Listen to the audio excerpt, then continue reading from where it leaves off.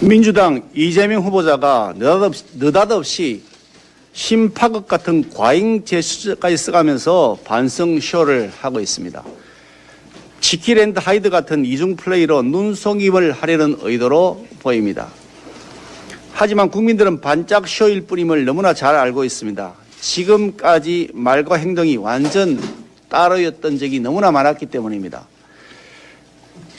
대장동 이재명 게이트 관련해서 이 후보는 특검을 당장이라도 추진할 것처럼 컨설이 쳤지만 민주당 지도부는 특검을 위한 여야 협상에 전혀 응하지 않고 있습니다. 말로는 특검에 조건 없이 동의한다고 하지만 실제 내용을 들여다보면 지지부진하면서 그분 숨기기에 급급한 검찰의 최종 수사 결과가 나올 때까지 지켜보자, 이런 식의 터무니없는 조건을 제시하고 있습니다.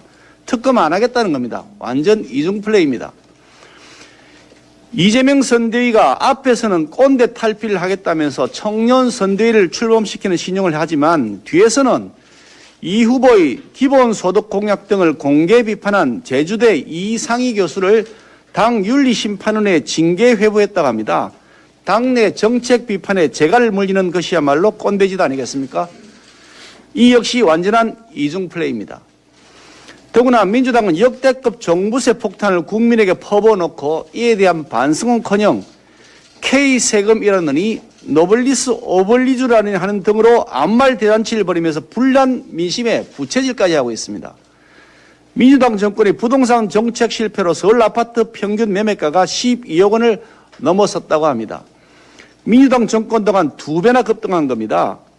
하지만 민주당 정권은 집값 안정화를 제대로 꾀하기는커녕 급격한 공시가격 현실화로 세금 걷을 생각에만 여념이 없습니다. 올해 주택분 종부세 대상자는 94만 7천 명이라는데 세액은 5억 7천억 원 정도에 이른다고 합니다. 지난해에 비해서 대상자는 42%, 세액은 무려 217%나 늘어났습니다.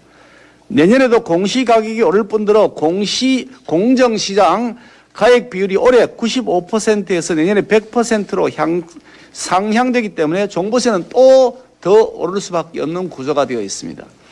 5년 내내 부동산 가격 올려놓더니 부동산 정책 실패 책임을 국민에게 전가시킨 겁니다. 무능한 데다가 무책임한 정권이 아닐 수 없습니다. 지난 3분기 합계 출산율은 0.82명으로 역대 최저 기록입니다. 혼인 건수 역시 역대 최저라고 합니다.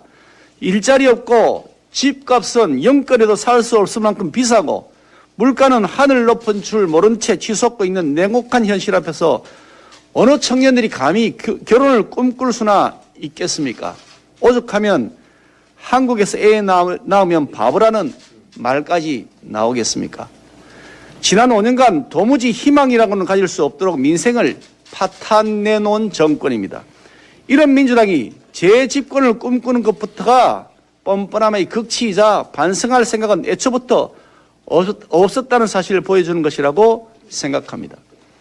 민주당과 이재명 후보가 아무리 쇄신쇼, 반성쇼를 벌인다고 한들 무능, 무책임, 무대뽀라는 산무정권의 민주당 본질은 전혀 변하지 않습니다.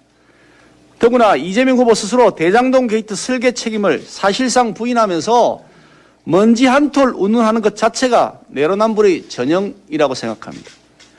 민주당과 이재명 후보는 어설픈 반성쇼로 국민을 기만하려는 얄팍한 꼼수에서 벗어나서 정말 국민들에게 진정성 있는 반성과 사과를 해야 마땅할 것입니다.